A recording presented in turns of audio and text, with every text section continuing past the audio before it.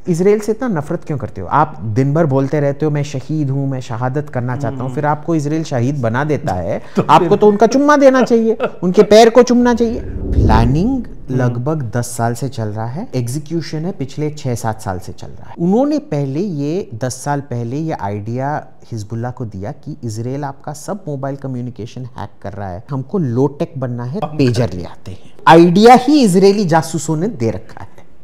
और समझ लो इजरायली जासूस हिजबुल्लाह के स्ट्रक्चर में कितने हाई होंगे कि उनके मिलिट्री लीडरशिप को कन्विंस किया कि हमको पेजर लेना है। इन्होंने फिर टेंडर फ्लोट किया, एक इजिप्शियन फ्रंट कंपनी से हिजबुल्लाह ने टेंडर फ्लोट किया था। पहला शिपमेंट्स 1.5 साल पहले, 1 to 1.5 years पहले आ चुके थे। इजरायली उस पर बैठे थे कि भाई कब इंतजार किया, जब 7 अक्टूबर हुआ तब भी उन्होंने इंतजार किया।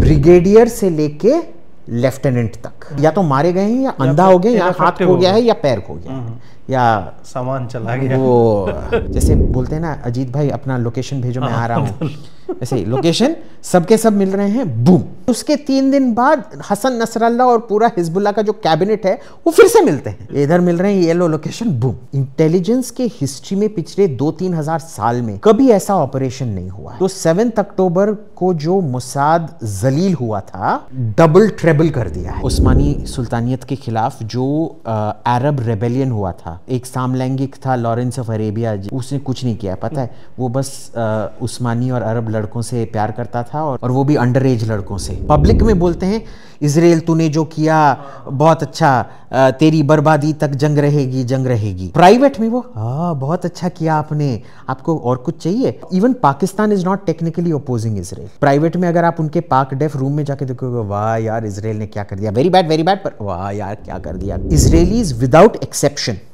hate Kamala Harris. They know Kamala is going to win the election. जो भी वो करना चाहते हैं वो कमला के आने से पहले खत्म करना चाहते हैं। आपको किस उल्लू के पट्टे ने बोला कि आपसे हिजबुल्लाह या हमास या ईरान डरता है? हमको आज भी पता नहीं है।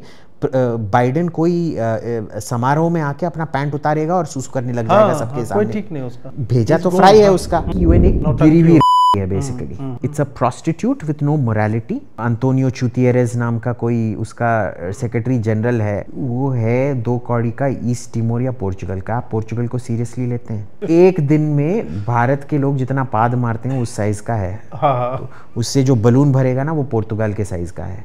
नमस्कार दोस्तों, हिजबुल्लाह पेजर कांड के बाद से बहुत लोगों की रुचि इस विषय में बढ़ गई है। पहले इजराइल को हमेशा इजराइल और फिलिस्तीन के ही संदर्भ में देखा जाता था सामान्य जनता के द्वारा। उसके बाद उन्हें पता चला कि नहीं, हिजबुल्लाह भी कुछ है, और वो भी इतना डेंजरस है कि उसको आमूल चूल पूरा ऊपर से नीचे तक नाश कर दिया है इजराइल ने। इसी विषय पे चर्चा के लिए हम हमारे मित्र अभिजीत अय्यर मित्रा जी के साथ हैं। अभिजीत जी, आपका स्वागत है। और अभी आप इजराइल भी गए हुए थे, और वहाँ जब तक थे आपने फोटोग्राफ्स और वीडियोज ये सब भी वहाँ पे पोस्ट किया। सबसे पहला प्रश्न मेरा ये है कि कोई भी राष्ट्र जब युद्ध की स्थिति में होता है, और ख़ास करके इजराइल जैसा छोटा राष्ट्र जो है, वहाँ की जनता का मूड कैसा, मतलब हाउ आर दे, वो प्रिपेयर्ड हैं, किस तरह की स्थिति में उसकी मनोस्थिति कैसी है? तो देखिए, आपको तो पहले से भी पता है मैं हिजबुल्लाह और हमास का बहुत बड़ा समर्थक हूँ। #stop Israeli Genocide। बट उधर का जो मूड है वो बहुत अभी भी गुस्सा वाला मूड है। जो 7 अक्टूबर को हुआ था वो अभी भूले नहीं है। 1 साल हुआ है। हाँ, तो सोसाइटी में बहुत स्ट्रेस है, गुस्सा है, क्योंकि उधर देखिए उधर का जो पूरा पॉपुलेशन है वो लगभग साउथ दिल्ली के बराबर है ना। उनका साइज भी लगभग हरियाणा का 1/3 भाग ही होगा। तो उधर क्या हुआ है कि साउथ में लगभग 15 किलोमीटर जो गाजा पट्टी के आसपास है उसको इवैक्यूएट कर दिया गया है, और उत्तर इजराइल में भी लगभग 25 किलोमीटर्स इवैक्यूएट कर दिया गया। अब आप पूछोगे भाई ये 15-25 किलोमीटर्स क्या है? इधर नोएडा से लेके वो गुड़गांव के पास एयरपोर्ट तक ही 25 किलोमीटर हो जाता है। पर देखिए उनके लिए ना, उनका साइज इतना छोटा है, वो उनके लिए बहुत बड़ा है। यानी कि अगर आपने पूरा राजस्थान और गुजरात इवैक्यूएट कर दिया in population and size terms, उसके बराबर है। ठीक है। तो वो डिस्प्लेसमेंट, इंटरनल डिस्प्लेसमेंट जो हुआ है बहुत ये है। उसका कॉस्ट भी बहुत ज़्यादा है क्योंकि सरकार ने सब होटलों को पे करके रखा है। टूरिस्ट अभी आ रहे हैं तो होटलों को पे करके रखा है उनको रखने के लिए, या जहाँ एम्प्टी जो फ्लैट्स हैं जो रेंट पे दे रखा है वो भी सरकार उसका रेंट भरता है, और वो अपने कम्युनिटी में जा नहीं पाते हैं। और उधर ना वो बहुत गांव वाला माइंडसेट है कि गांव के बच्चे एक साथ रहेंगे, गांव के बच्चे एक साथ पलेंगे पोसेंगे वैसे करके। तो जो एक पूरे गांव को एक होटल में तो नहीं रखा जा सकता, तो बहुत वो सोसाइटल फ्रैक्चरिंग हुआ है, उसका गुस्सा है। पर उनका इकोनॉमी बहुत अच्छा कर रहा है इन spite of all of this. अगर आप देखेंगे 22 से लेके 24 तक उनका कम से कम $10,000 उनका पर कैपिटा जीडीपी बढ़ा है, इमेजिन एक साल में। तो बहुत सिग्निफिकेंट है। और देखिए 7 अक्टूबर हमारे लिए 1200 लोग इस देश में मरना इतना भी ज़्यादा कुछ नहीं है, हाँ। पर उनके लिए it is a huge percentage of their population. वो हॉलोकॉस्ट के बाद एक दिन में सबसे बड़ा यहूदी हत्या था, और वो इजराइल आए थे सोचकर कि भाई कम से कम इस एक जगह में हमको लोग नहीं मारेंगे, हाँ। इधर भी अगर लोग हमको मार रहे हैं तो इसका फ़ायदा क्या है।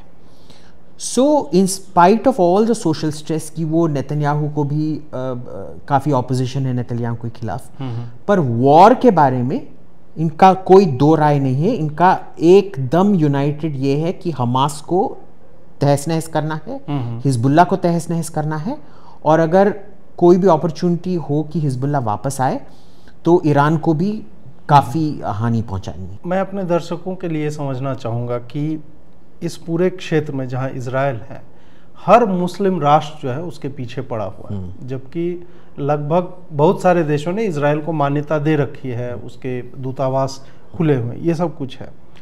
अब लेबनान के हिजबुल्लाह को जब ये हमास वाला पूरा कांड होता है तो हिजबुल्लाह बोल रहा था कि हम स्ट्राइक कर देंगे आपके ऊपर, हम स्ट्राइक कर देंगे, और बाद में उन्होंने स्टार्ट भी कर दिया। थोड़ा सा मैं संक्षेप में इतिहास समझना चाहूँगा दर्शकों के लिए कि ये पूरा है क्या जो हर राष्ट्र चाहता है कि इसको बम मार करके उड़ा दो, वाइप आउट कर दो मैप से। तो ये क्या हुआ था, ये मुसलमान वर्ल्ड में इसके लिए थोड़ा पहले हमको लगभग 12वीं सदी में जाना पड़ेगा। एक इब्न तैमिया नाम का एक जूरिस्ट थे जिन्होंने जो हनाफी स्कूल के काफ़ी ये थे, और आपको तो पता ही होगा कि पिछले 1400 साल जो इस्लामी हिस्ट्री है उसमें बस 200 साल ही अरबों ने लिखे थे, बाकी 1200 साल तुर्कों ने लिखे थे। यानी कि सऊदी अरेबिया में भी, सीरिया में भी, इज़राइल में भी, इजिप्ट मिस्र में भी तुर्क राज था।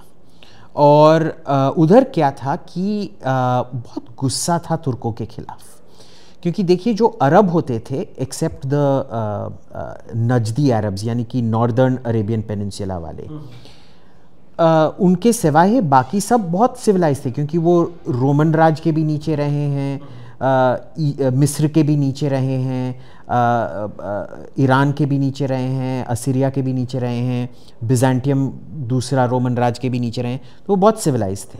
ये तुर्क जो आए ये सेंट्रल एशिया में घोड़ा सवार होके कच्चा मीट खाते थे, मतलब हिस्ट्री कल्चर कुछ उसका उस तरह कुछ था नहीं उनका। तो उस बैकग्राउंड से इनका राज हुआ।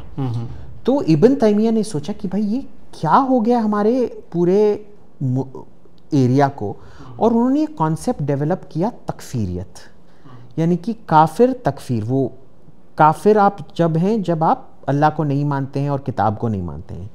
तकफीर हैं जो नाम के वास्ते किताब को मानते हैं पर उनका एक्चुअल में कोई ग्राउंडिंग नहीं है, समझ नहीं है, फॉलो नहीं करते उसको ठीक से। तो सब तुर्कों को ये सॉर्ट ऑफ तकफीरियत का ये बनाया गया कि जब तक आप एक पले पोसे पैदा हुए अरब नहीं हो, आपका कुरान का ठीक से अंडरस्टैंडिंग नहीं आएगा, क्योंकि वो एक सोसाइटल कॉन्टेक्स्ट में पढ़ा जाना चाहिए।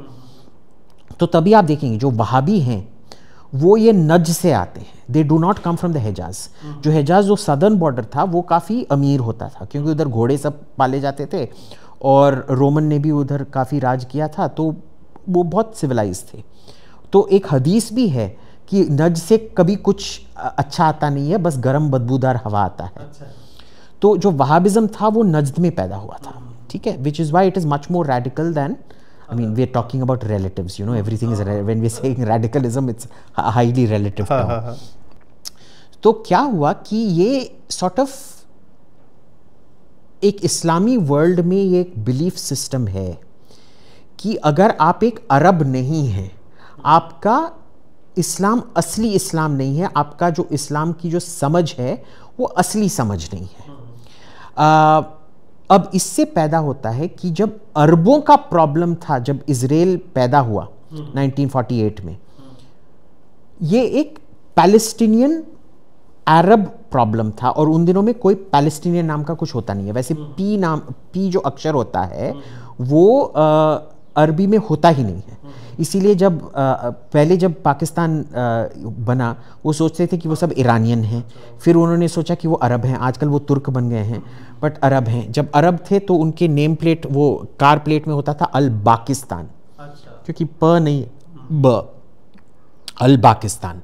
अब वो बन गए हैं, तो ये फिलिस्तीन, पैलेस्टाइन बन गया फिलिस्तीन, क्योंकि प कुछ होता ही नहीं है।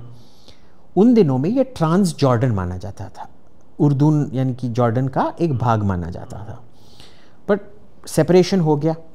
फिर क्या हुआ कि इजिप्ट ने गाज़ा पे कंट्रोल कर दिया और वेस्ट बैंक पे जॉर्डन ने 67 तक कंट्रोल कर दिया था।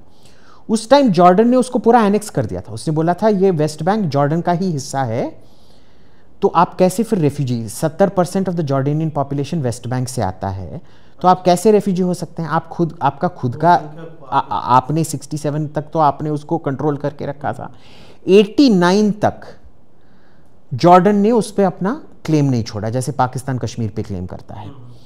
So this, first of all, this Palestinian thing is nonsense. But origin क्या था कि जो ऑटोमन एम्पायर के खिलाफ, उस्मानी सुल्तानियत के खिलाफ जो अरब रेबेलियन हुआ था, जिसमें वो एक सामलैंगिक था, लॉरेंस ऑफ अरेबिया, जो बहुत बड़ा चढ़ा के बात करते थे, उसने कुछ नहीं किया, पता है, वो बस उस्मानी और अरब लड़कों से प्यार करता था और कुछ करता नहीं था। हाँ, ये सब वो पिक्चर भूल जाओ, और वो भी अंडर एज लड़कों से।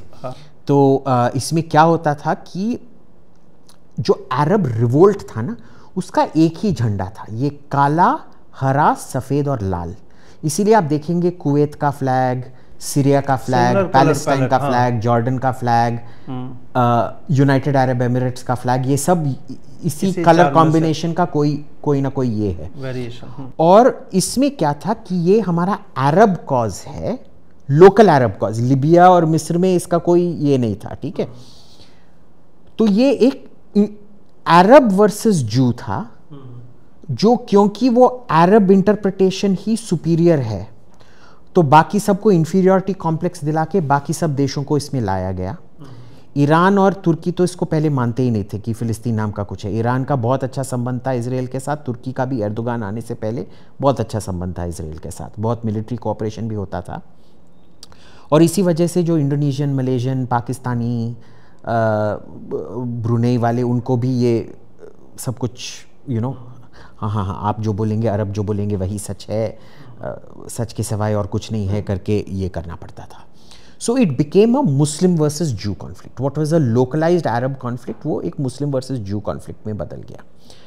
और उसमें भी क्या होता था, 70s में ही ये सॉर्ट ऑफ छुपाई इजराइल के साथ दोस्ती करना काफ़ी हो गया था, क्योंकि 70s में मिस्र ने भी इजराइल को कबूल कर लिया, 90s में जॉर्डन ने उसको कबूल कर लिया, तुर्की ने तो कभी रिश्ता तोड़ा ही नहीं था, ईरान ने 79 के बाद रिश्ता तोड़ा था।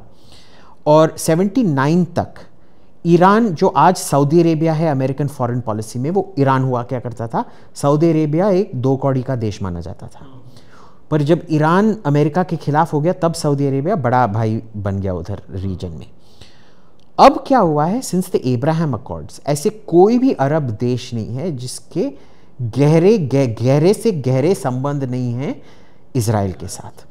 और इसमें भी एक वेरिएशन है, यानी कि कुवैत जो है संबंध नहीं रखता है, पर ज़्यादा कुछ ऑपोजिशन भी नहीं करता है। कतर तो पायरोमेनियक जिसे कहते हैं ना, आर्सनिस्ट, हिंदी में क्या कहते हैं पायरोमेनियक को? आग लगाने वाला, आग लगाने वाले की तरह काम करता है, हर जगह जाके आग लगा देता है। तो कतर और कुवैत को छोड़ के और लिबनान और सीरिया को छोड़ के बाकी सब अरब देश क्या होता है, दो भाग में बटे हुए हैं।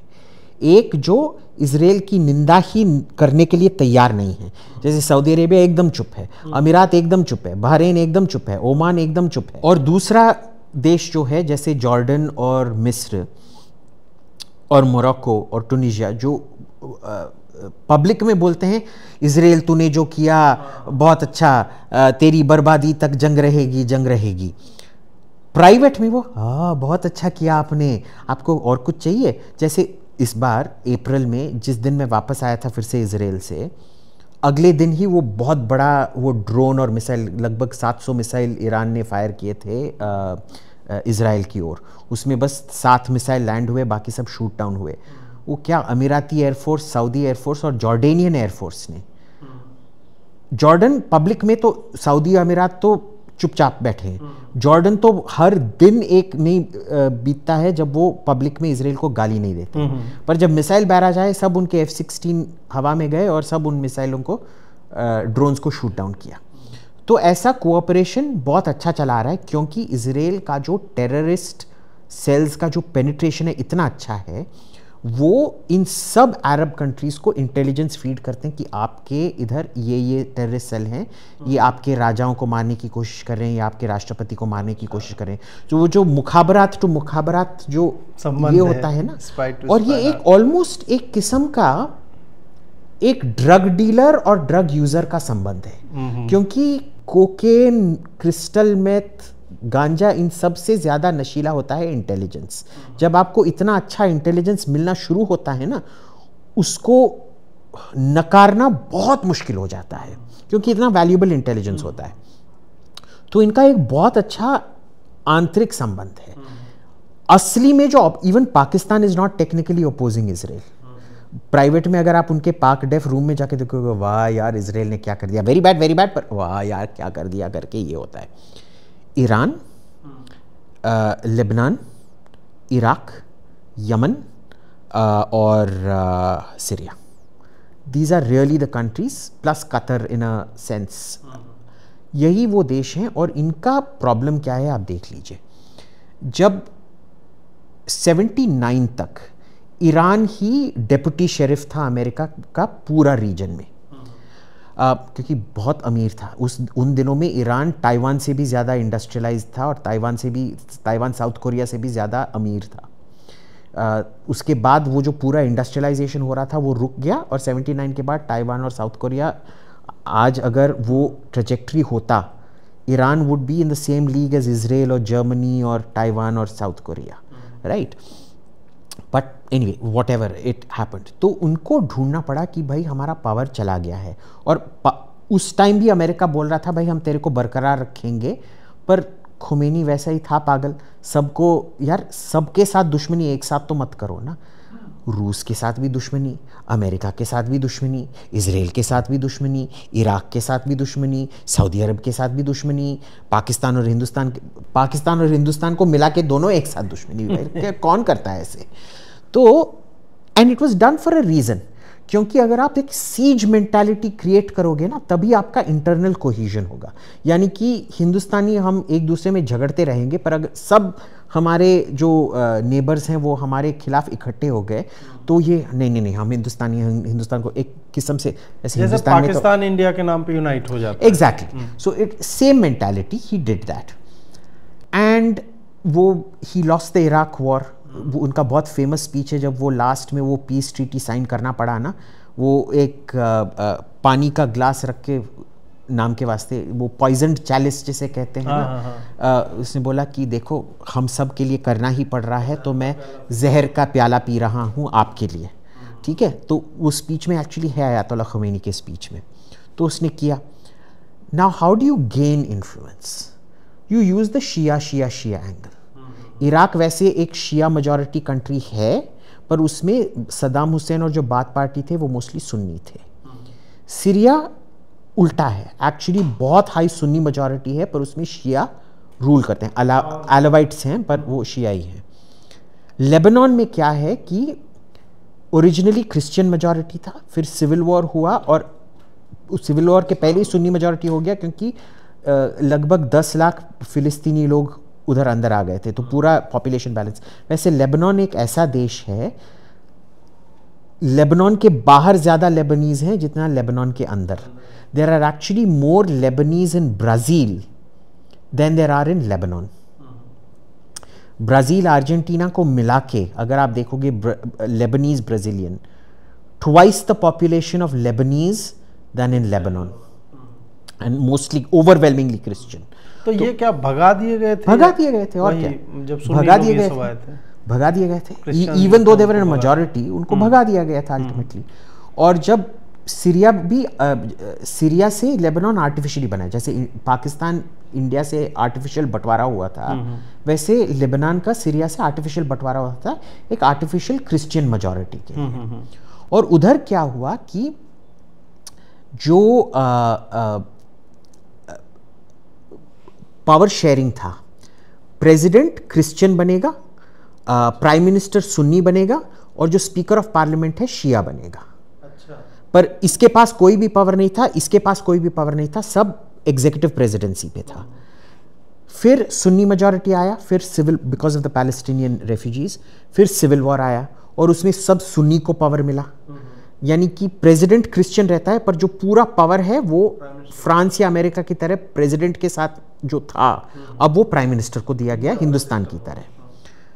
अब क्या है, तब से लेके अब तक Shia are now in an absolute majority, क्योंकि जो सुन्नी है they are rich, Christians are very rich, तो उनका जो बर्थ रेट है बहुत कम है। जो शिया हैं वो 8-9 बच्चे पैदा करते हैं क्योंकि बहुत गरीब हैं, हेल्थ एक्सेस कुछ नहीं है, तो they have now possibly become 50% plus of the population. और उनका ये कहना है पिछला 15-20 साल से कि भाई हम मेजॉरिटी में हैं, पर हमको कोई भी पॉलिटिकल पावर नहीं है, चलो नो प्रॉब्लम, हम मिलिशिया पावर क्रिएट करेंगे। तो उन्होंने 2 अमाल और हिजबुल्लाह किया, जो एक्चुअल में उस देश को चलाते हैं, उनके बगैर कुछ हो ही नहीं सकता है। तो उनको फॉर्मल पॉलिटिकल, ये सोनिया गांधी का NAC था ना, national advisory committee, super cabinet super PM, ये इसी की तरह है, extra constitutional extra legal this thing. तो इसमें क्या है कि they hijack the policy and this is the Shia arc. और Iran does not give a damn about Iraq, Iran does not give a damn about Syria, Iran does not give a damn about Lebanon. But जब तक Iran के पास परमाणु हथियार नहीं आएंगे, तब तक इजराइल के सर पे, टू प्रिवेंट इजराइल इसके न्यूक्लियर प्रोग्राम, इराक का न्यूक्लियर प्रोग्राम को तो इजराइल ने तबाह कर दिया था, पर ईरान के प्रोग्राम को सुरक्षित रखने के लिए, जब तक उनके न्यूक्लियर बॉम्ब्स, जब न्यूक्लियर बॉम्ब्स आ जाते हैं फिर तो कुछ हो ही नहीं सकता है, ठीक है, तब तक सुरक्षित रखने के लिए हिजबुल्लाह एक पिस्तौल था इजराइल के सर के ऊपर, लिटरली अगर आप देखेंगे सर के ऊपर ही एक पिस्तौल था जो इजराइल में तबाही मचा सकता था। तो ये बैकग्राउंड था जिसमें ये पूरा pager strike, walkie talkie strike और सब कुछ हुआ है। अब वही पेजर धमाके पे ही चलते हैं पूरा, मतलब फिल्मों में भी इस तरह का एग्जीक्यूशन हमने नहीं देखा है। मतलब एक आदमी को मारने के लिए हो सकता है एक आध फिल्म में इस तरह से, बट ये ऑलमोस्ट एक हमने किंग्समैन करके एक फिल्म, हाँ, उसमें नहीं, उस सिम से वो सबके माथे जो है फट जाते हैं, वो सैमुअल एल जैक्सन उसमें गुंडा है। ये करने में कितना समय लगा होगा और कितना गुप्त रख के करना, और पूरा शिपमेंट, या जैसे मुझे नहीं पता, मैंने तो इंटरनेट पे ही पढ़ा, किसी ने बोला कि ताइवान से शिपमेंट आया, उसको बीच में हाईजैक किया, उसमें पाउडर जो है 3 ग्राम 6 ग्राम जो भी है ये सब चल रहा था। इसका प्लानिंग लगभग 10 साल से चल रहा है। 10 साल से। और इसका जो एग्जीक्यूशन है पिछले 6-7 साल से चल रहा है। जो इन्होंने ह्यूमन एसेट्स जो हिजबुल्लाह में दबा के रखे थे, यानी कि जासूस जो उन्होंने हिजबुल्लाह में दबा के मुसाद वाले जो डाले थे, उन्होंने पहले ये 10 साल पहले ये आइडिया हिजबुल्लाह को दिया कि इजराइल आपका सब मोबाइल कम्युनिकेशन हैक कर रहा है, आपका ईमेल हैक कर रहा है, और ये इतना हाईटेक बने जा रहे हैं, हमको लो टेक बनना है, तभी जाके हम इनको काउंटर करेंगे, तो हम पेजर ले आते हैं, ठीक है। तो आइडिया ही इजरायली जासूसों ने दे रखा है। और समझ लो इजरायली जासूस हिजबुल्लाह के स्ट्रक्चर में कितने हाई होंगे कि उनके मिलिट्री लीडरशिप को कन्विंस किया कि हमको पेजर लेना है। तो उसके 3 साल बाद निर्णय ले लिया गया कि हम पेजर पर ही जाएंगे। इसके अंतर्गत क्या हुआ है कि कोई इजरायली बंदा जो हंगेरियन बंदा बन के ये कर रहा था, उसने ताइवान कंपनी से ये पेजर का प्रोडक्शन लाइसेंस ले रखा था यूरोप के लिए। अब ये पेजर भी बहुत विचित्र पेजर है, क्योंकि पेजर लोगों को याद नहीं होगा, क्योंकि आजकल तो पता ही नहीं, लोगों हैं बच्चों को तो पता ही नहीं होता है पेजर होता है क्या है। उन दिनों में वो डेटा का data used to be very expensive. पहले जब मोबाइल फोन आते थे 50 MB के लिए हम लोग को 200 रुपया खर्चा 200 रुपये करना पड़ता था। So what has happened now is कि ये पेजर जो है, अगर एक मोबाइल टावर 40 किलोमीटर भी दूर होगा वो सिग्नल पिकअप कर सकता है। अच्छा, क्योंकि सिग्नल का एक पैकेट है ना, और उसमें थोड़ा सा भी अगर फुटकी सा भी सिग्नल आए, आपका 1 सेकंड डेटा जो अपलोड नहीं होगा वो मैसेज आ जाएगा। ठीक है। और लेबनान तो इजराइल के भी आधा साइज है, तो एकदम छोटा सा है, लिटरली नोएडा के साइज का है बस। ठीक है। तो उसमें तो एक टावर ही चलेगा, पर 15-20 टावर हैं, बट सब कुछ चलता है। एंड जब वो टावर भी चला जाएगा तो आप सैटेलाइट सिग्नल से वो मैसेज आ जाएगा आपको। तो इसमें हिजबुल्लाह ने सोचा हम बहुत अच्छा काम कर रहे हैं, पर प्रोडक्शन लाइसेंस इसका इजरायलीज ने ले रखा था। तो उन्होंने बल्गेरिया में प्रोडक्शन सेटअप किया, हंगरी में असेंबली सेटअप, क्योंकि वो शेल कंपनी के अंदर शेल कंपनी सब कुछ छिपाना पड़ता है। तो जो बैटरी सप्लाई हुए थे उसमें, उनमें ये PATN एक्सप्लोजिव डाला गया। 7 से 15 gram depending on whose version you go by, that is more than enough. ठीक है। वो इसमें डाल के, पेजर क्या इतना साइज का होता है बस, वो बड़ा वाला वो होम लाइट्स का वो माचिस आता है ना, हाँ। उससे थोड़ा छोटा होता है। तो इन्होंने फिर टेंडर फ्लोट किया, एक इजिप्शियन फ्रंट कंपनी से हिजबुल्लाह ने टेंडर फ्लोट किया था। तो इजराइल को पता था ये किसका टेंडर है, सब कुछ है। उन्होंने अंडर प्राइस करके, और देखिए उनका कितने अच्छे जासूस हैं, उनको पता था कि बाकी कंपनीज ने कितना का रेट दे रखा था, उनको भी अंडर प्राइस करके एक रेट दिया। तो एकदम top notch product at half the price, cheaper than everybody else. उसके बाद कॉन्ट्रैक्ट इनको मिल गया। तो देख लीजिए उनके जासूस कितने हाईली प्लेस्ड हैं, लेकिन even swing contracts with in Hezbollah. ये सप्लाई इजिप्ट को हुआ, इजिप्ट से फिर, क्योंकि Hezbollah is sanctioned, so Egypt को सप्लाई हुआ, मिस्र को, और मिस्र से लिबनान गया। अब वो पहला शिपमेंट्स 1.5 साल पहले, 1 to 1.5 years पहले आ चुके थे। इजरायली उस पर बैठे थे कि भाई कब हम ये करेंगे। और देखिए इसका बैटरी बार बार चार्ज नहीं होता है, एक चार्ज में 85 डेज चलता है वो। सो मे बी साल में 3-4 बार ही उसको चार्ज करना पड़े। Very good. Now you know, unlike India, जो हम कारगिल कॉन्फ्लिक्ट में हमने वो ऑडियो रिकॉर्डिंग रिलीज किया था ना, वो पाकिस्तान के दो जनरल, एक बीजिंग में था एक इसमें था, दे डोंट रिवील, उनको डिसिप्लिन मेंटेन बरकरार करना अच्छी तरह से आता है। They don't burn their sources of intelligence like we do. तो इंतज़ार किया, जब 7 अक्टूबर हुआ तब भी उन्होंने इंतज़ार किया। 7 अक्टूबर के बाद, तब तक वो जो 6-7 साल ये पेजर प्रोग्राम में लगे थे, तब तक क्या ना, इनका ये ह्यूमन इंटेलिजेंस क्या है यार, इतना खतरनाक है। हम खुद अपने बंदे को डीप इनसाइड भेज रहे हैं, उसको फिर पकड़ा गया तो उसका टॉर्चर होगा, उसका आँख निकाला जाएगा, उसके उंगली काटे जाएंगे, ये सब, इसकी क्या ज़रूरत है। हम सब इलेक्ट्रॉनिक इंटेलिजेंस से ये करते हैं। बट इलेक्ट्रॉनिक इंटेलिजेंस की एक लिमिटेशन होती है कि अब आप देख लीजिए, अगले 15-20 सेकंड के लिए मैं कुछ बकूंगा, जो अगर इस कमरे में अमेरिकन्स ने बग करके रखा है हमको, उनको वो सुनाई देगा, पर मैं कुछ और कर रहा हूं, आप देख लीजिए। अरे अजीत भाई, आप कैसे हैं? आपके घर के रसगुल्ले तो बहुत अच्छे हैं, आपने पानी पिया? ये पानी ले ली, थोड़ा और पानी दे दीजिए, आपका घर में पानी बहुत अच्छा है। ठीक है ना, दैट बग, उसने देखा नहीं है कि मैंने आपको एक बॉम्ब दिया और बॉम्ब आपने कबूल किया। सो ये इलेक्ट्रॉनिक इंटेलिजेंस की एक लिमिटेशन होती है। पर अगर एक जासूस होता इस कमरे में वो देख लेता। अगर जासूस इस कमरे में ना भी होता, अगर दरवाजे के बाहर होता और हमको सुन नहीं पाता, तो बग हमारा कॉन्वर्सेशन सुनता, पर वो बंदा जो बाहर है वो देखता कि भाई जब अभिजीत कमरे में आया था उसके हाथ में एक बम था और अभी नहीं है, यानी कि इसको दिया गया है। और जब ये अजीत निकला कमरे से तो उसके हाथ में वो बम था। तो इन दोनों को मिला के आपको जो इंटेलिजेंस मिलता है, that is why human intelligence and electronic intelligence have to be combined.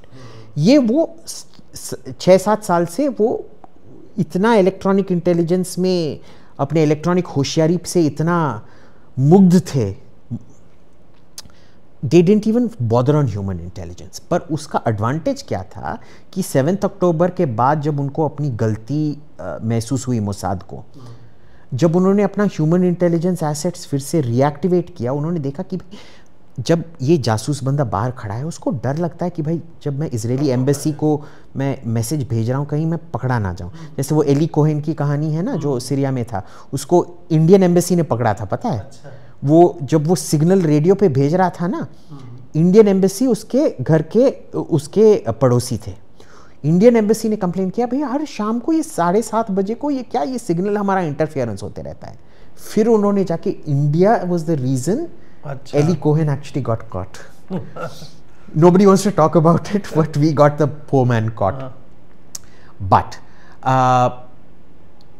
इनमें डर नहीं था, तो कोई इंटेलिजेंस का ये भी नहीं था, दबाव भी नहीं था उन पे। तो वो बहुत एक किस्म से, वो जब डर नहीं होता है ना तब you can act very confidently.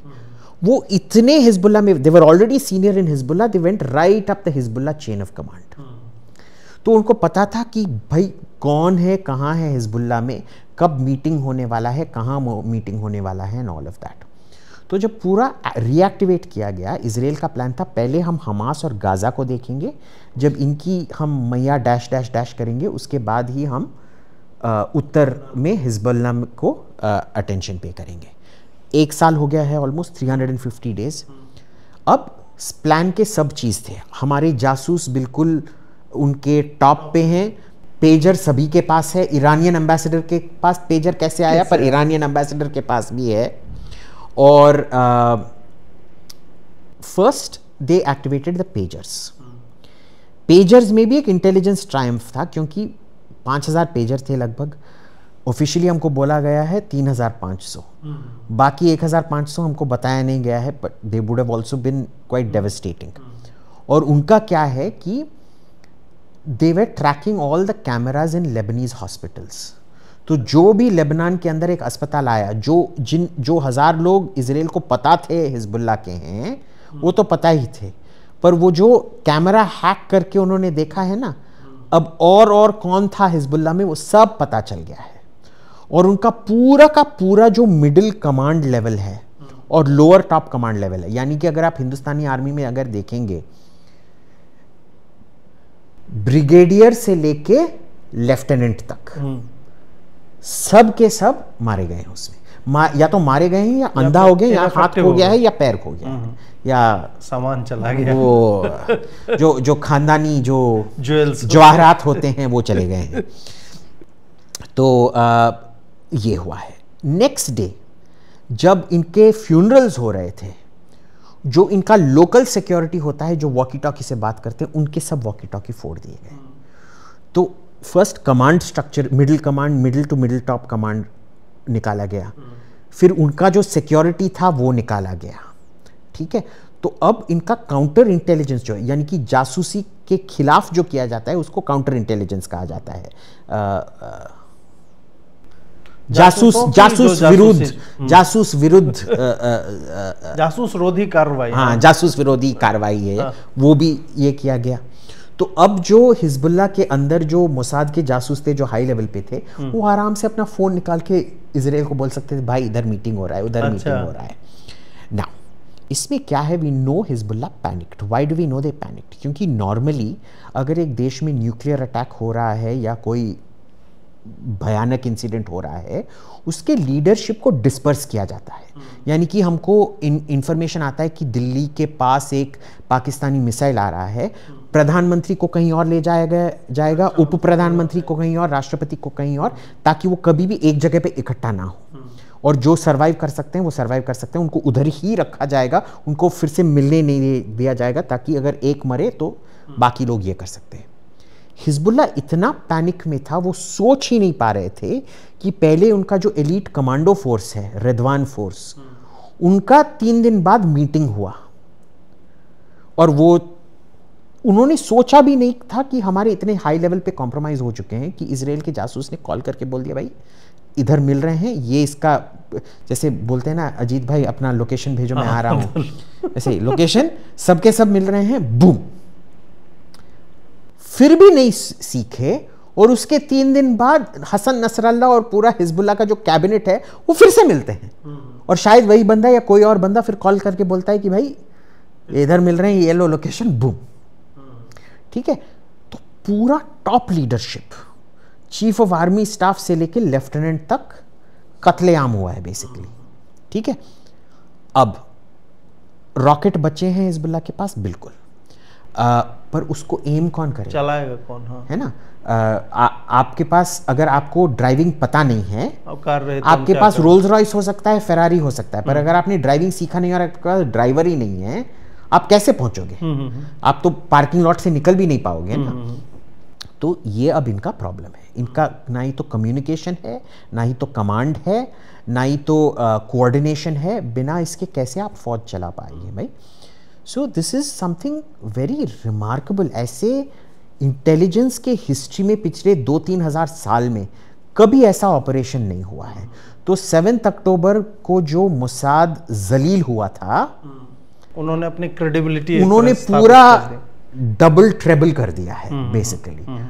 So this is what has happened. एक और वीडियो मैं देख रहा था, किसी ने एनिमेशन बनाया कैसे ड्रोन ऊपर जाता है, उसमें एक चीज जो मुझे दिखी, यूएन की बिल्डिंग हिजबुल्लाह के जो मीटिंग हुई थी उसके आसपास में ही कहीं पे था। ये देखिए, दोनों हमास और हिजबुल्लाह का पॉलिसी है कि वो हर जो उनका मिलिट्री फैसिलिटी होता है, या तो वो अस्पताल के नीचे या अस्पताल के पास, या यूएन बिल्डिंग के नीचे या यूएन बिल्डिंग के पास रखते हैं। आपको याद होगा कि हमारे एनडीटीवी के श्रीनिवासन जैन जब 2006 कवर कर रहे थे, तो उन्होंने एक बहुत ये फुटेज किया था कि भाई उन जो होटल स्वीट में थे उसके बाहर ही आके, वो दूर से आया वो हमास का बंदा, और उसके होटल के बाहर रख के उसने रॉकेट छोड़ा ताकि होटल पे हमला हो और फॉरेन जर्नलिस्ट मरे और फिर इजराइल का ये हो। अगर आपने देखा इस बार जो UNRWA का जो टीचर्स यूनियन का प्रेसिडेंट है वो मारा गया, UNRWA फिर से वो डैश डैश डैश रोना शुरू कर दिया, और फिर हमास ने उसका पोस्टर डाला, हाँ ये हमारा बंदा था। UNRWA में ऐसे कोई भी नहीं है जो हिजबुल्लाह या हमास के लिए काम नहीं करता है। इतना कॉम्प्रोमाइज, इट इज कंप्लीटली, मतलब हाँ, और ओपन भी है, सबको पता भी, सबको पता है, सबको पता है। और इजराइल ने बार बार UNRWA से बोला है आप अपना एम्प्लॉइज का लिस्ट दीजिए, आप अपने लोकेशन का लिस्ट दीजिए ताकि हम उसको बॉम्ब ना करें। आज तक 1 साल बाद भी उन्होंने वो लिस्ट शेयर नहीं दिया। हाँ। नसरल्ला था कौन और वो क्या करता था, कितना खतरनाक था, और हिजबुल्लाह का समाप्त हो जाना, वो तो बता दिया आपने कि अब रॉकेट चलाने के लिए भी कोई चाहिए, वो भी नहीं है। एक आपका ट्वीट भी आया था कि आपने बोला कि लीडरलेस जो हिजबुल्लाह है, it is more dangerous and it is going to get more radicalised, short term dangerous. हाँ। तो ये क्या था, हसन नसरल्ला, ये अल सदर फैमिली जो है, जो मुक्तदा अल सदर जो सदर्न इराक को चलाता है, और जो अल सदर फैमिली लेबनान में बहुत मशहूर है, देयर ओल्ड शिया क्लेरिक का फैमिली, इमाम का फैमिली है, उसका चेला है। ठीक है, इसका जो मेंटोर था अल सदर, उसको सदाम हुसैन ने बहुत क्रूर तरीके से उसका टॉर्चर करके, सदाम हुसैन ने खुद इसके टीचर को मारा था। उसको 1 महीने के लिए उसके और उसके बहन को पूरा का पूरा टॉर्चर किया गया था, गरम तेल में उनको उबाला गया था, उनका आँख निकाला गया था, और सदाम हुसैन ने पर्सनली इसके टीचर को मारा है, इसके सर में एक नाखून खट खट खट करके हथौड़ी से ये किया गया और फिर जलाए गए, वो और उसकी बहन। तो बहुत क्रूरता से मारा गया था उनको। ये उनका चेला है, ठीक है। और ये पहले गया था नजाफ पढ़ने, जहाँ इसने अल सदर के नीचे पढ़ाई की, और फिर वो कुम गया जहाँ आयतुल्लाह ख़ुमैनी और सब ये पढ़ते हैं, उधर गया। और इसको फिर भेजा गया वापस लेबनान, जब इसके जो लेबनान में जो हिजबुल्लाह के जो लीडर थे इसके पहले, उनको इजराइल ने मिसाइल स्ट्राइक में मार डाला था। उसके बाद ये बंदा जाके उसका लीडर बना। इसका जीनियस क्या था, तब तक हिजबुल्लाह एंटी इजराइल था। अब इसने क्या किया, इसको पूरे लेबनान पे इसने कब्जा कर दिया कि ये इजराइल पे हमला करना एक डाइवर्जन था for him to gain political power in Lebanon. तो इजराइल करते रहता था, पर सबसे ज़्यादा तो ये लेबनीज लोगों को ही मारता था। और लेबनान में इसके खिलाफ कुछ बोलो तो तुम जिंदा नहीं बचोगे।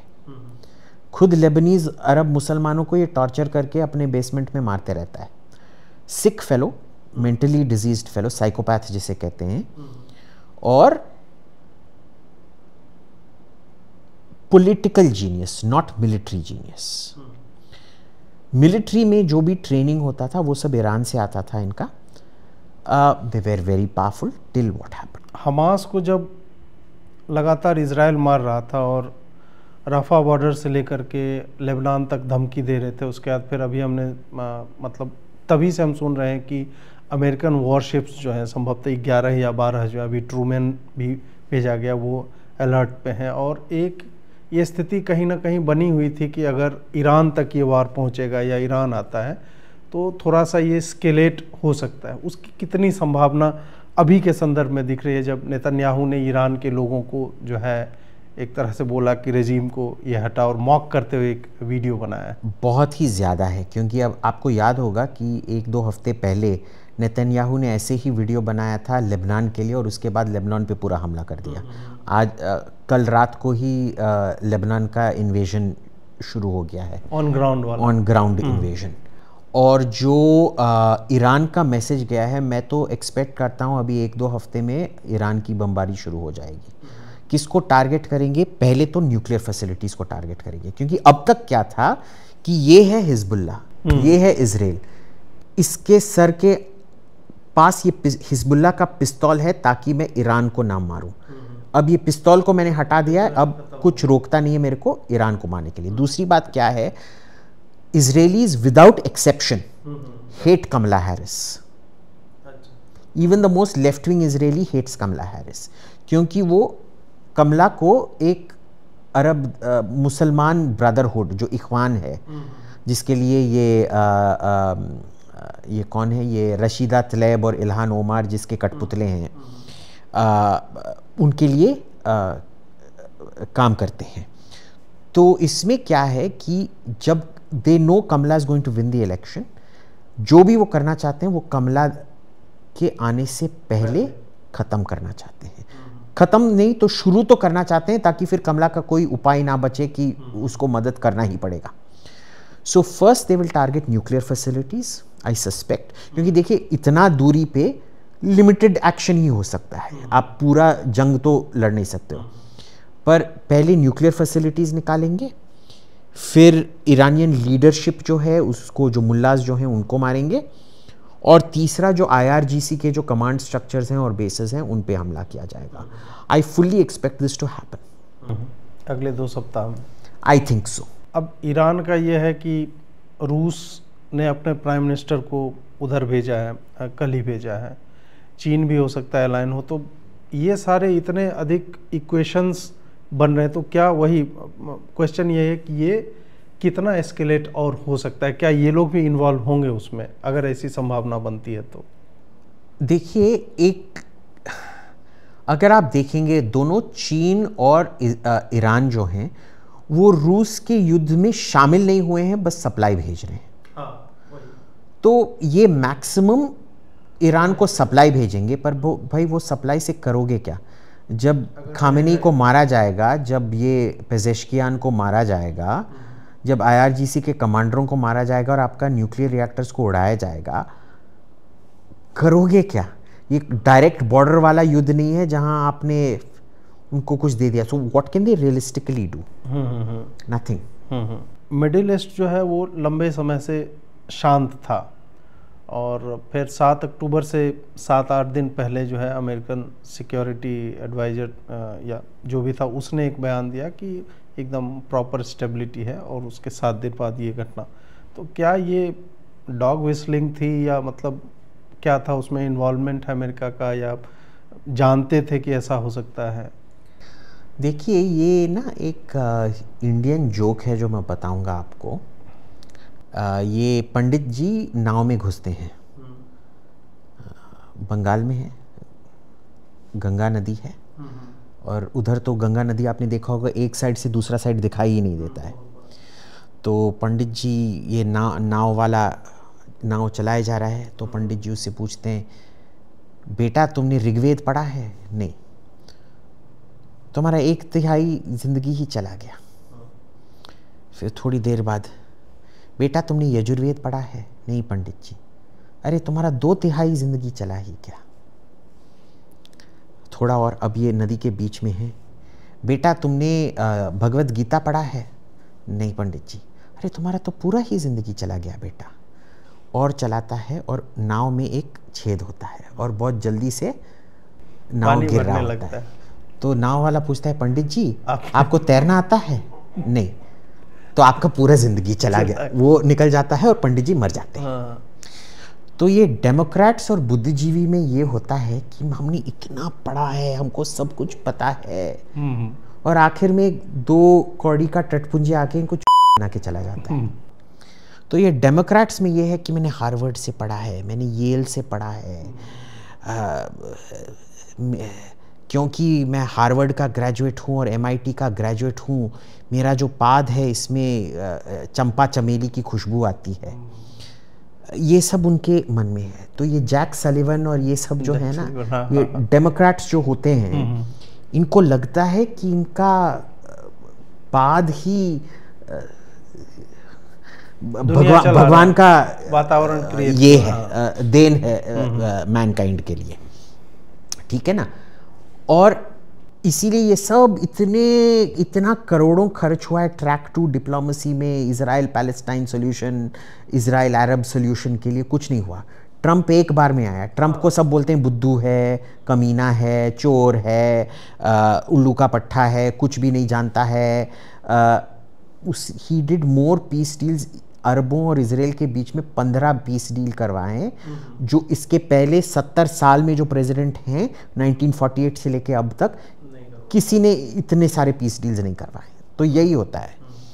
इसीलिए ना आप राहुल गांधी को देख लीजिए, ऑक्सफोर्ड से पढ़ा है, वो भी पता नहीं उसको डिग्री मिला है कि नहीं मिला है।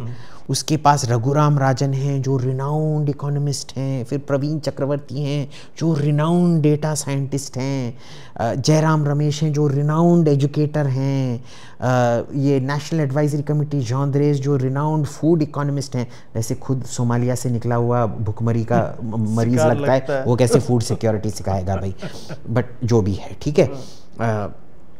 ये सब रिनाउंड स्कॉलर्स हैं, और फिर भी सब के सब कलेक्टिवली बुद्धू होते हैं।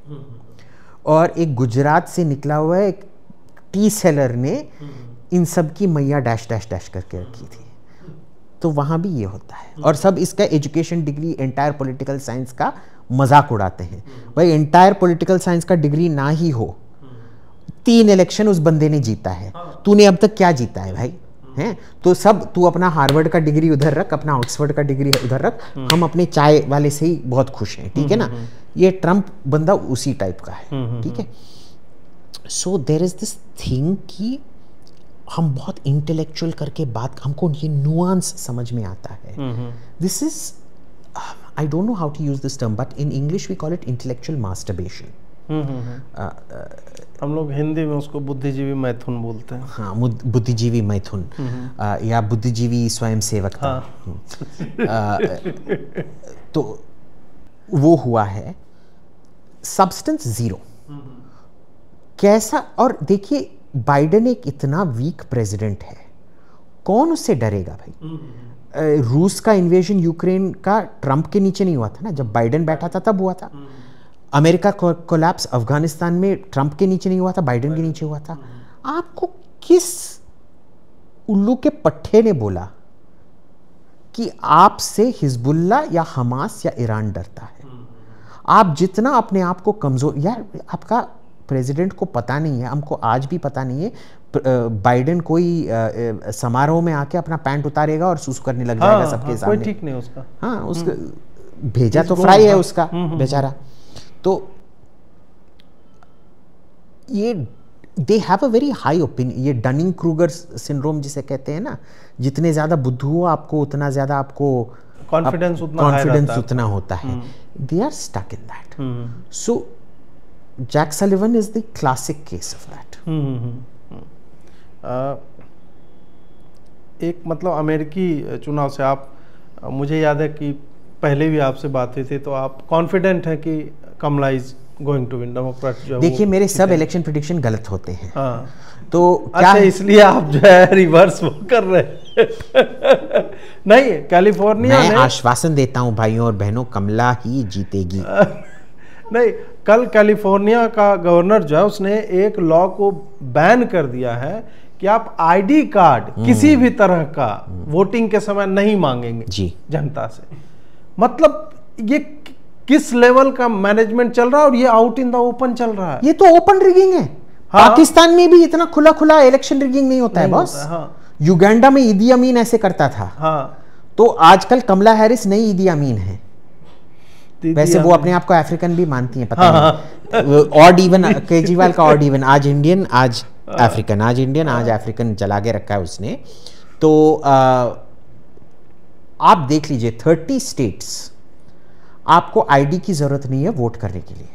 मैं या आप अगर हम अमेरिका में हैं उस टाइम पे हम भी जाके वोट कर सकते हैं। नंबर 1। फिर उनका एक मेल इन बैलेट में तो हर स्टेट में 50 स्टेट में कोई आईडी नहीं है, खाली लिख के भेज दो।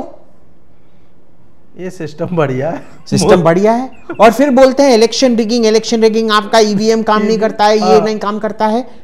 America is it is now a real one party state. The Democrats are not going to let go of power.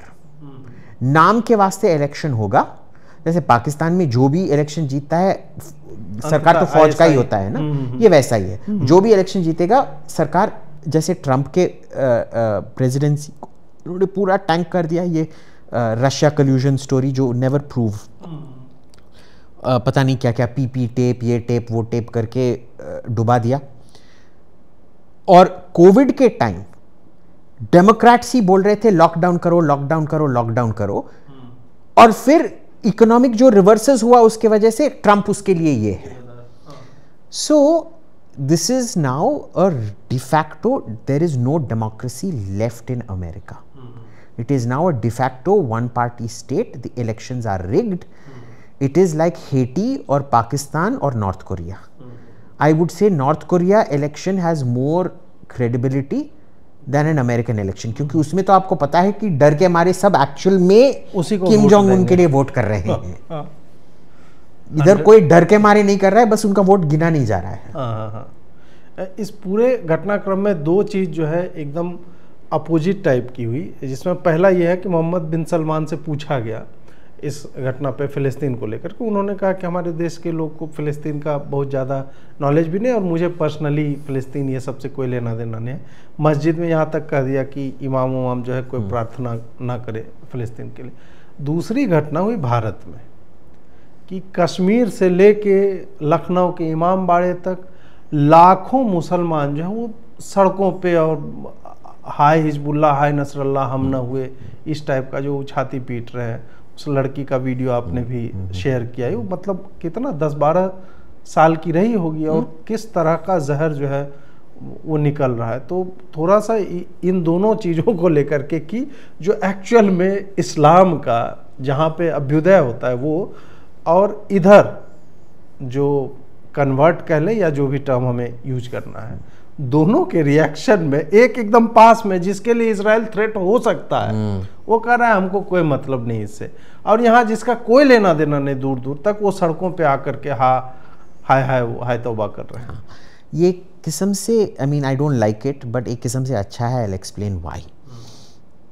देखिए, एमिरेट्स में फॉर एग्जांपल दुबई एयरपोर्ट में अगर कोई भी अपने पैलेस्टीनियन फ्लैग देख लिया, आपको डिटेन कर देंगे। अच्छा, you are not even allowed to display a Palestinian flag in United Arab Emirates. Saudi में तो मुखाबरात आपको ले ही जाएगा उधर, नो पॉलिटिकल प्रोटेस्ट अलाउड। और एमबीएस ने साफ साफ कह दिया है, मेरा देश सऊदी अरेबिया है, मेरा इंटरेस्ट सऊदी अरेबिया में है, फिलिस्तीन जाए भाड़ में, मेरा कोई लेना देना नहीं।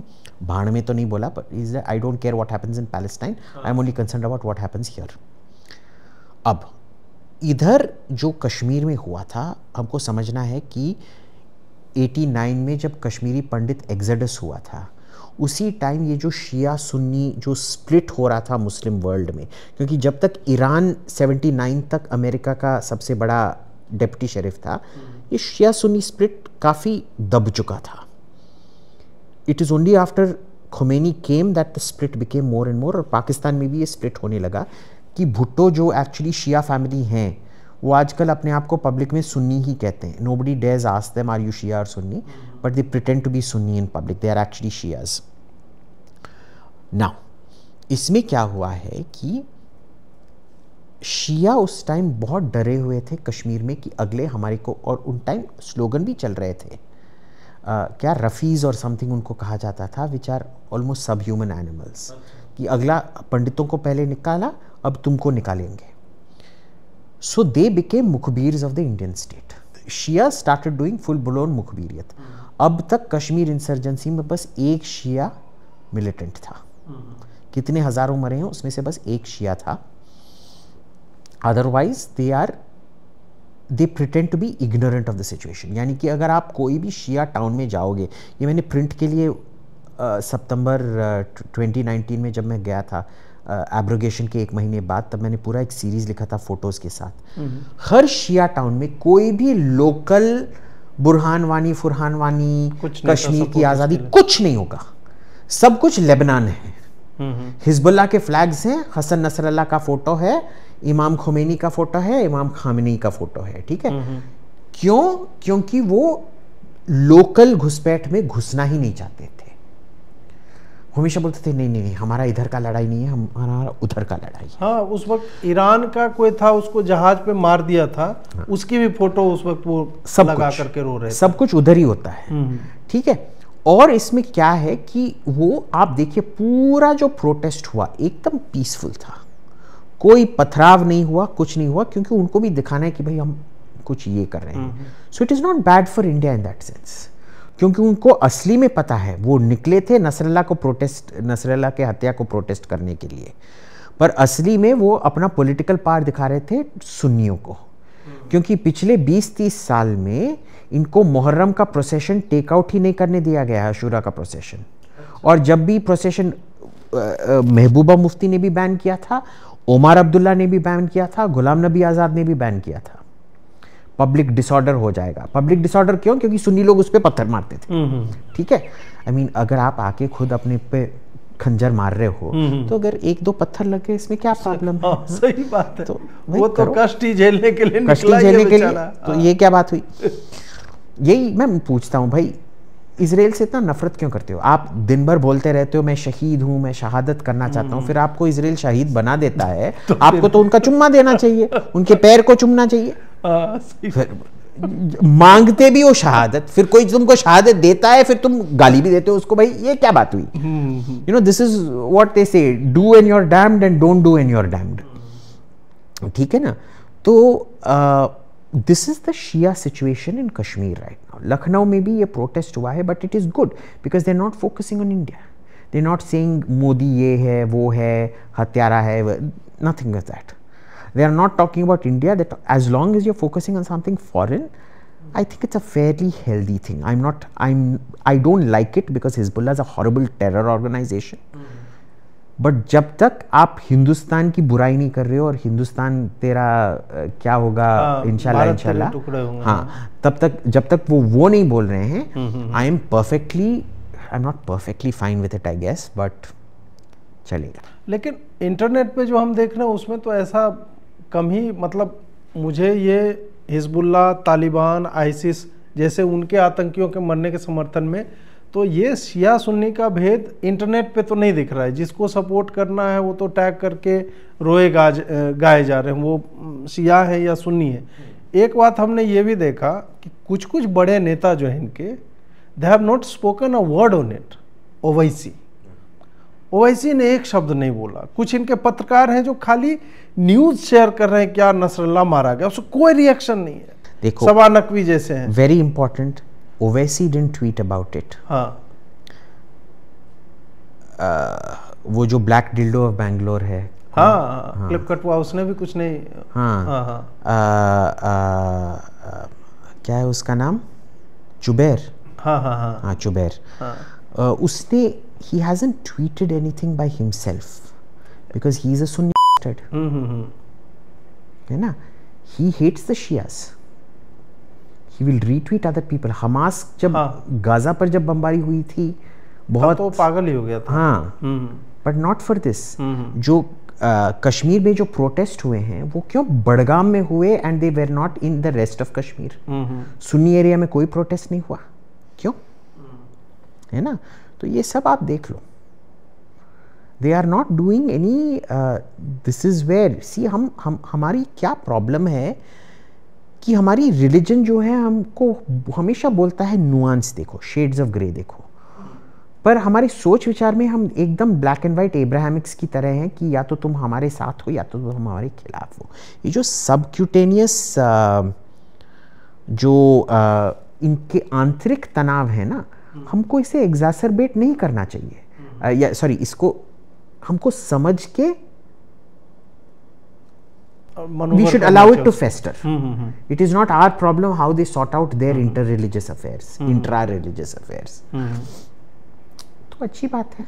नहीं, हमें लगा कहीं ये लोग डर तो लेंगे कि वाकी टॉकी फोड़ दे रहे इजराइल वाले, तो ये फट्टू तो होते हैं, ये लोग फट्टू तो होते हैं। शायद जो चुबैर का जो मोबाइल फोन खो गया था वो केस के टाइम उस पे पता नहीं क्या गाड़ा हुआ हो, पता नहीं, बट एक चीज तो साफ साफ हो गया है कि मेरे को बोला जाता था कि ओवैसी शिया है, पर उसके क्योंकि उसने कुछ ट्वीट नहीं किया, मेरे को अब कन्विंस हूं कि वो भी सुन्नी है, शिया नहीं है। अच्छा अच्छा। अंतिम प्रश्न ये है कि ऐसे सिचुएशन में इंडिया का क्या स्टैंड रहेगा? ये नॉर्मली ये नॉन अलाइन टाइप का ही रखते हैं, एब्सटेन कर जाएंगे। ऑब्जेक्टिवली बताइए, क्या भारत जैसे एक राष्ट्र को, जिसको यार फ़लस्तीन से तुम्हें क्या मिलने वाला है, या मुस्लिम वर्ल्ड भी जो तुम्हारे साथ है, जिन्होंने मोदी को तरह तरह के सम्मान दिए, हाईएस्ट सिविलियन ऑनर्स दिए हैं, तो वो तो आपके साथ ही हैं और उनको फ़लस्तीन से बहुत कुछ लेना देना है नहीं। फिर ऐसी स्थिति में भारत क्यों नहीं, मतलब विरोध में क्यों नहीं रिजोल्यूशंस में वोट करता है, एब्सटेन क्यों करता है, तटस्थ क्यों रहता है? This is a very important question and I will tell you what. Actually since Modi took over, ये एकदम चेंज हो चुका है। अगर आप इजराइल में जाके पूछोगे, they have no criticism of India. Private में वो साफ साफ बोलते हैं कि हिंदुस्तान ने जो हमारी मदद की है, अब इससे ज़्यादा मैं बोलूँगा नहीं, वो it was over and above the call of duty.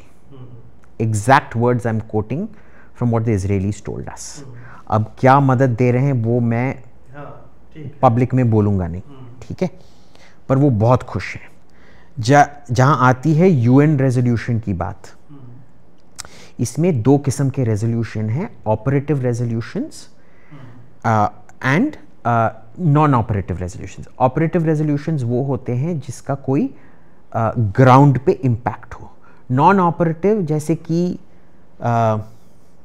यहूदी कुत्ते हैं, यहूदी बेईमान हैं, इसका मतलब आप रेजोल्यूशन पास कर लो, इसका कोई मतलब नहीं होता है। पर इजराइल को ये करना चाहिए, ये ऑपरेटिव रेजोल्यूशन होता है, ठीक है।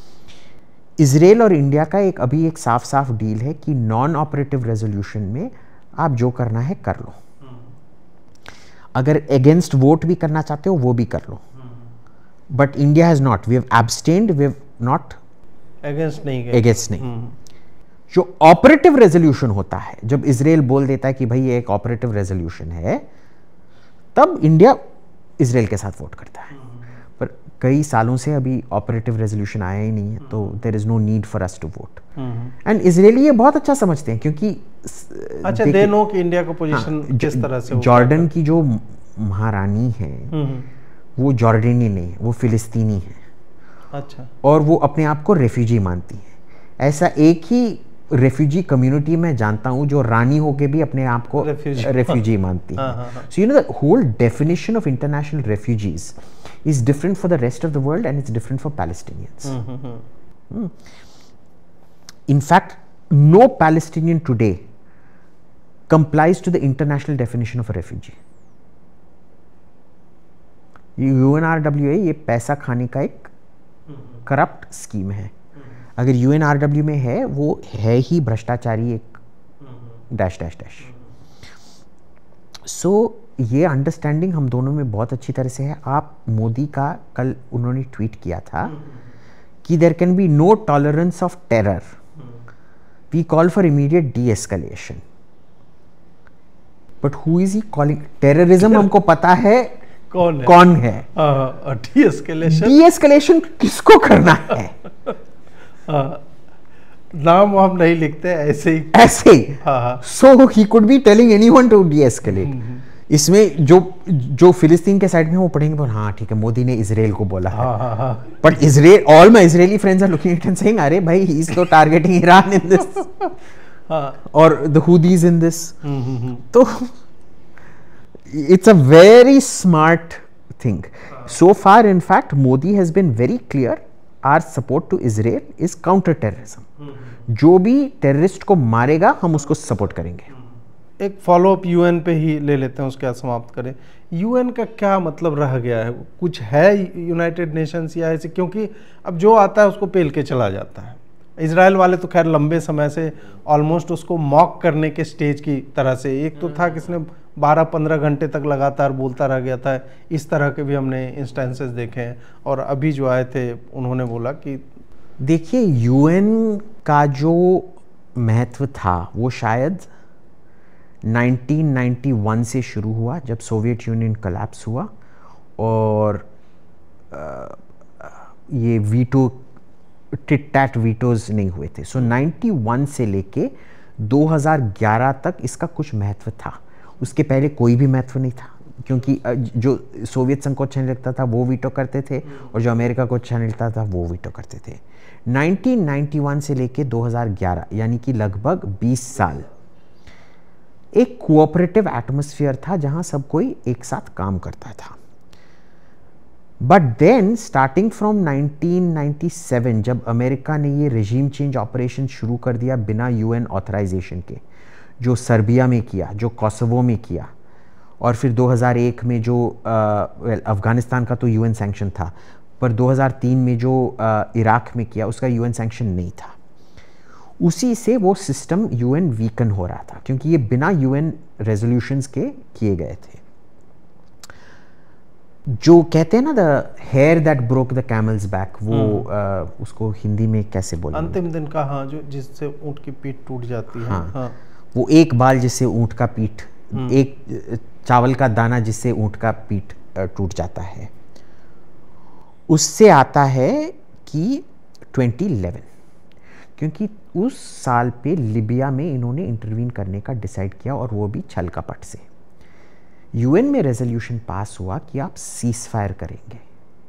इन्होंने सीज फायर को इंटरप्रेट किया, सीज फायर हो नहीं सकता है जब तक गद्दाफी को हटाया ना जाए, तो उन्होंने उसको इंटरप्रेट कर दिया कि ये रेजिम चेंज का रेजोल्यूशन है। तब से रूस को पता चला कि ये लोग सीरियस नहीं है, ये छल कपट में ही लगे हुए हैं, और उन्होंने सब कुछ बंद कर दिया, कोऑपरेशन बंद कर दिया। और 3 साल बाद जब यूक्रेन में वो ये हुआ, उन्होंने इन्वेड भी कर दिया, बिकॉज दे रियलाइज कि यूएन एक, हाँ, मतलब गिरी हुई है basically. UN is just that. It's a prostitute with no morality, and they're proud to be immoral. पैसा खाते हैं सबसे, काम कुछ नहीं करते हैं, रास्ते में नंगा घूमते फिरते हैं, अरे भाई हमको ले लो करके। एंड सिंस 2011 आप देखोगे कोई भी कोऑपरेटिव कुछ नहीं है। पिछले जिसकी लाठी उसकी भैंस टाइप का सिचुएशन बना हुआ बेसिकली। सो जो किसको भी जो करना है वो यूएन के बाहर ही होता है। आजकल यूएन में कुछ नहीं जाता है। अभी देखिए रूस और यूक्रेन का जो है, रूस ने तो वीटो कर दिया जो रेजोल्यूशन था। So there is nothing you can do. So UN is now a completely useless body. हमको रीइन्वेंट करना पड़ेगा। और जब तक एक सिस्टम्स कोलैप्स ना होगा और फिर से एक वर्ल्ड वॉर 3 नहीं होगा, तब तक कोई नया इंस्टीट्यूशन आएगा नहीं। यूएन के आने से पहले लीग ऑफ नेशंस जो वो फेल हुआ, पर उसको डिसॉल्व नहीं किया गया। वो बस 1945 के बाद nobody like, well even before 1939 से पहले ही nobody really took it seriously and then it became an irrelevant body. मेरा प्रॉब्लम क्या है कि अभी भी हम उसको पैसा देते रहते हैं फालतू में। टैक्स पेयर का पैसा इन लोगों का न्यूयॉर्क अपार्टमेंट रेंट के लिए, इनके मर्सिडीज़ के लिए। वो अंतोनियो चुतियरेज नाम का कोई उसका सेक्रेटरी जनरल है, लगता भी चुतियरेज की तरह है। जाके पता नहीं बिजनेस क्लास में फ्लाई करके, प्राइवेट जेट में फ्लाई करके भाषण देता है साला। क्लाइमेट पे वो है 2 कौड़ी का ईस्ट टिमोर या पोर्चुगल का। आप पोर्चुगल को सीरियसली लेते हैं? एक दिन में भारत के लोग जितना पाद मारते हैं उस साइज का है। हाँ। उससे जो बलून भरेगा ना वो पोर्तुगाल के साइज का है। ऐसे चुतियरेज को आप सीरियसली लेंगे? जो है सो है बस। चलिए, आपने हमें समय दिया उसके लिए बहुत बहुत आभार। दर्शकों, आपसे आग्रह है कि इस वीडियो को आगे ले जाइए, शेयर कीजिए, सब्सक्राइब कीजिए चैनल को, नोटिफिकेशन बेल दबाइए। और हमारा सहयोग करना चाहते हैं तो इन नंबरों के माध्यम से, इस QR कोड के माध्यम से कर सकते हैं। जुड़ने के लिए बहुत बहुत आभार। नमस्कार। Thank you. और आप सबको पता है कि मैं हमास और हिजबुल्लाह का बहुत निकटतम सपोर्टर हूँ। और सब ट्विटर पे हैशटैग कीजिएगा स्टॉप इजरायली पीनोसाइड। जय श्री राम। जय श्री राम।